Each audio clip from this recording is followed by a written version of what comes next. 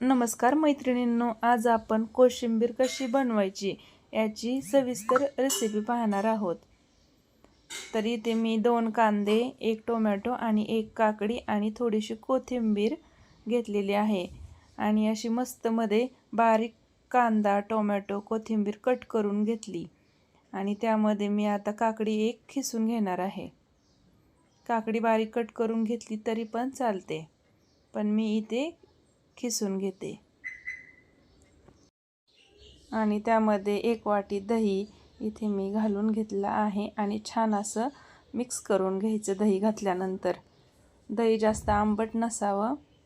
त्यानंतर मी इथे चवीनुसार मीठ घातलेलं आहे आणि 2 चमचे साखर इथे मी घातलेली आहे आणि हे छान असं मिक्स करून घ्यायचं।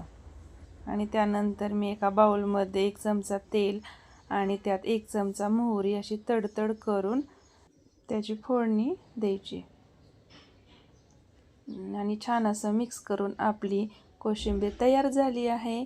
कशी झाली आहे कोशिंबीर नक्की कमेंट करून सांगा।